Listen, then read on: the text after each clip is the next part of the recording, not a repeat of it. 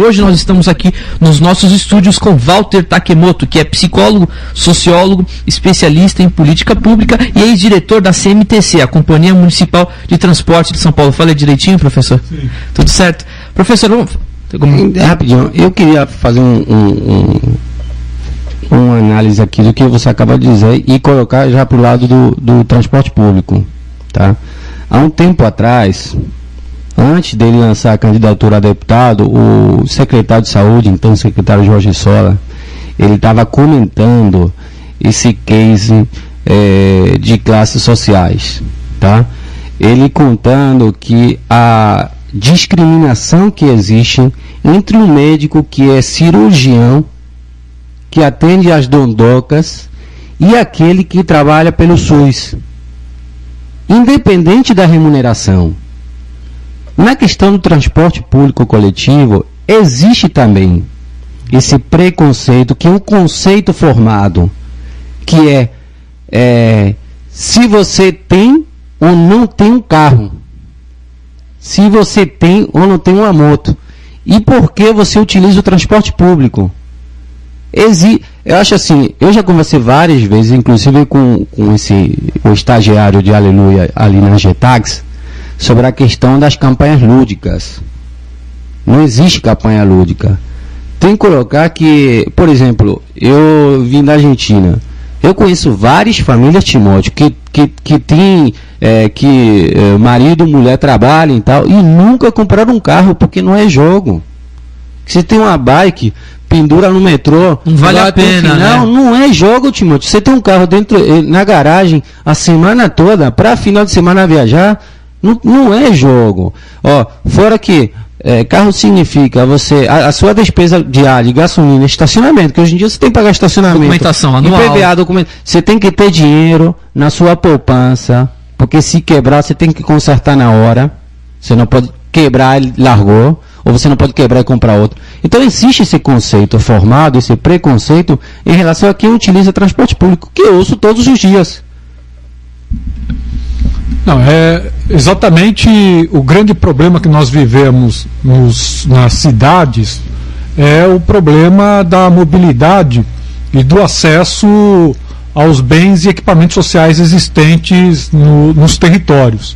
Então, se nós pegarmos como exemplo aqui no Nordeste de Amaralina, Vale das Pedrinhas e outras localidades daqui da periferia de Salvador, o que nós vamos ver é que, de um lado, você não tem os mesmos investimentos públicos no que diz respeito a saneamento básico, coleta de lixo, iluminação, segurança pública, atendimento médico, educação e etc. Então é só a gente olhar o que é o Vale das Pedrinhas do ponto de vista do investimento público da Prefeitura de Salvador e olharmos do outro lado para o Itaigara, Horto Florestal, e a localidade onde mora a elite da cidade, a chamada elite branca, que é uma diferença absurda, né? Agora, quem mora no Itaigara, quem mora no Horto, quem mora na Vitória, na Graça, por exemplo, não depende do transporte público, porque eles não só têm carro, como eles têm recurso financeiro para manter o carro. Como você disse, quebrou, eles consertam, tem dinheiro para colocar combustível, depois de 2 anos eles trocam o carro velho por um carro novo, né? A grande maioria de quem mora no Nordeste de Amaralina, no Vale das Pedrinhas, depende do transporte público. E aí o que faz o poder público? Transforma transporte público em ônibus, e ônibus caro. E aí o que nós temos é que o ônibus ele tem que disputar espaço nas ruas e avenidas com o carro, que virou um meio de transporte individual.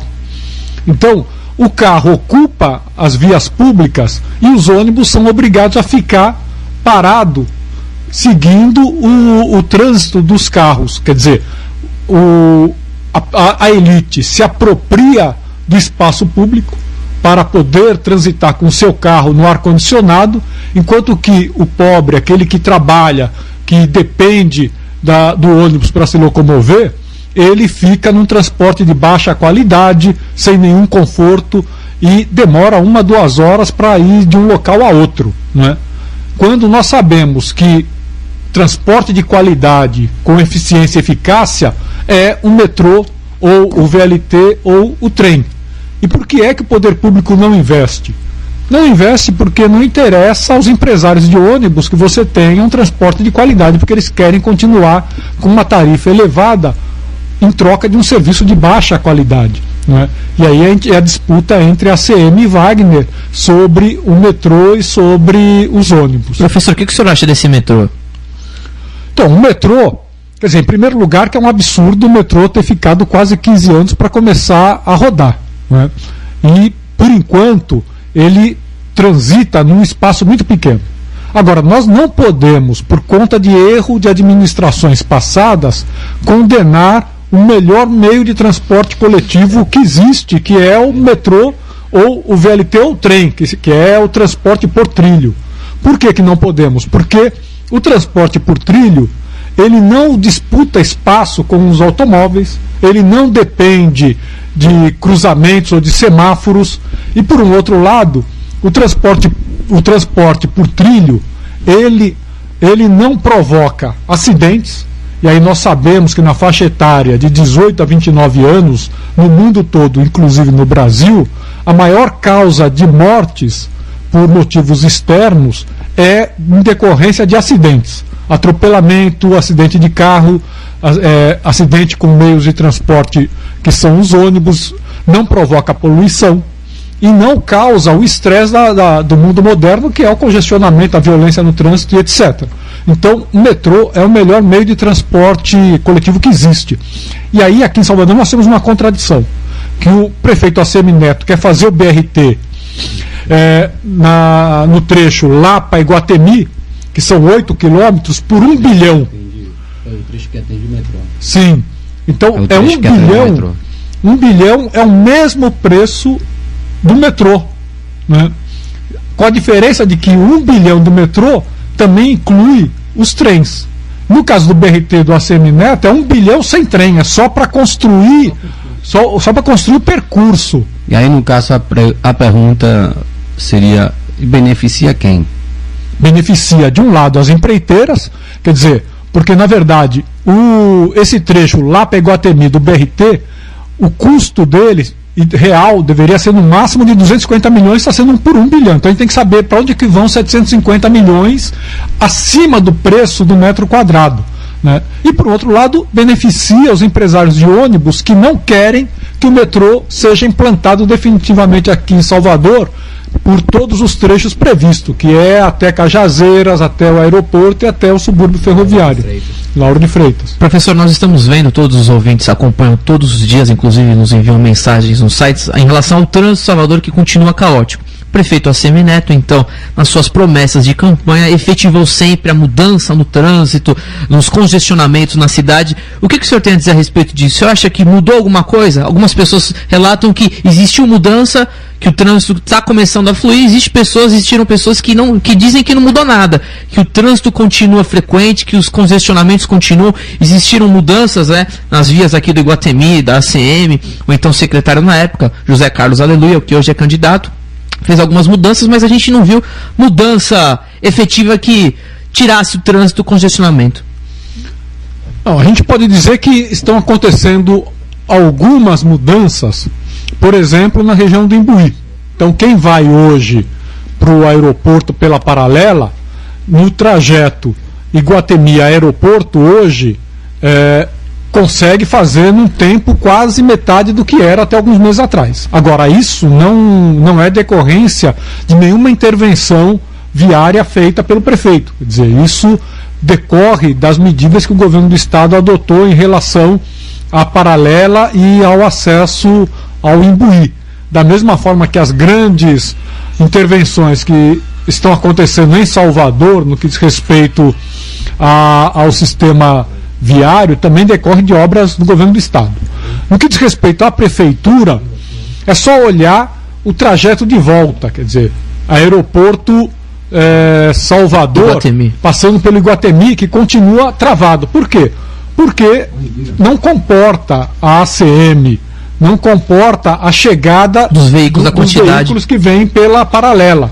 Então, por um outro lado, tem um problema que, quando o senhor Aleluia foi secretário, ele tentou algumas medidas no que diz respeito ao transporte coletivo e à mudança de mão de direção, reorganização de linhas de ônibus na região de Iguatemi, e nenhuma delas deu resultado.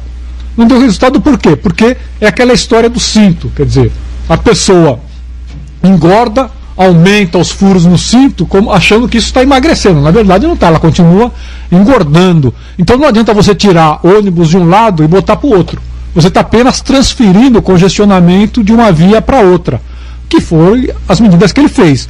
E ele é uma pessoa que não entende absolutamente nada, tanto é que na região da Avenida ACM, ele implantou a faixa exclusiva para ônibus num dia, e depois de 2 dias ele tirou, porque travou a cidade toda, porque não teve nenhuma medida anterior de reorganização do tráfego. A mesma coisa na região da Pituba. Então, não dá para se pensar que de forma amadora, como vem fazendo a prefeitura, é possível mudar a realidade do trânsito e do tráfego aqui na capital da Bahia. Eu não sei se o senhor viu ali em frente ao Sans Clube, acho que foi inserido mais uma faixa. E para quem é motociclista, aquele corredor onde o trânsito travava, os motociclistas aproveitavam, obviamente, o corredor e aí chegavam até a sinaleira.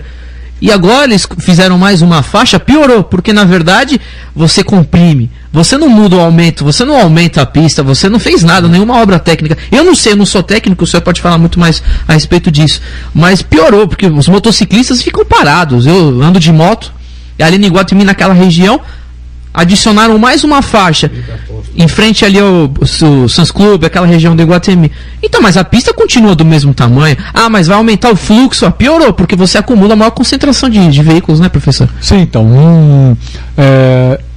enquanto não se pensar a questão da acessibilidade e da mobilidade de forma estrutural, não vai se resolver, porque essas medidas que você está falando, elas não resolvem absolutamente nada, porque o problema é esse. Você tem um espaço fixo, então não adianta, se você querer criar outra faixa, não adianta. 3, 4, 5 faixas, não resolve, porque a quantidade de carro continua a mesma. E aí tem um problema pior, é que quando você pensa que está aumentando a velocidade e anuncia isso, as pessoas que usam outro trajeto passam a procurar esse. Então isso lota. Tá.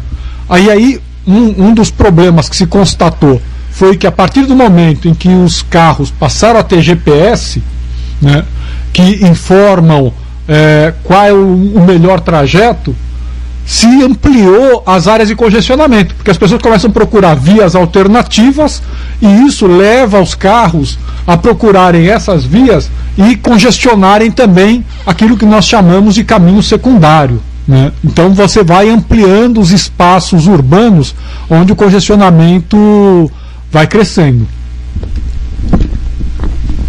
Então, Walter, o senhor citou a questão da reforma feita para cimento, essa questão Iguatemi e Lipe, né? Eu particularmente eu acho um absurdo. Eu acho que devia, o mínimo, era, passando essas eleições agora, sentar e fazer um planejamento estratégico legal, integrado entre governo, prefeitura, região metropolitana, né? Porque assim, integrado significa integrar todos os meios de transporte, inclusive a bike, a bicicleta. Eu fiz minha faculdade de trem e bicicleta. Chegava, pendurava a bicicleta, pegava o trem, ia, voltava, pegava a bicicleta de novo e andava até a faculdade. Era assim, era simples.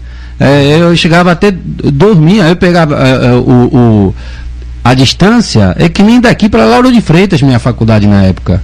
Pegava a bike até a estação do trem, o trem até a faculdade e voltava, dormindo, lendo livro. Você ganhava tempo. Hoje em dia que a gente vê que a gente está perdendo tempo, está perdendo, quer dizer, e é pior para o empregador, porque o trabalhador chega cansado, chega sem vontade. Aí como é que vai produzir? Você precisa pelo menos meia hora para se readaptar o seu tempo normal. Então, essa discussão, esse debate que vocês estão fazendo com a sociedade civil organizada, você teve a oportunidade de conversar com o atual secretário Fábio Mota? Não, o problema é que o prefeito Assemineto e os seus secretários se negam a discutir com seriedade qualquer proposta para Salvador que não seja a que eles querem impor. Então, isso restringe muito a possibilidade de melhorar as condições de vida na nossa cidade.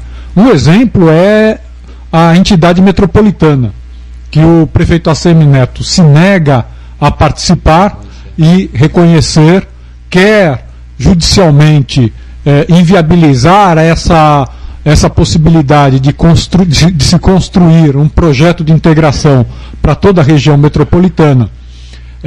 E o BRT é uma demonstração clara de até onde vai o absurdo da Prefeitura de Salvador de atender interesses que não são os interesses da população.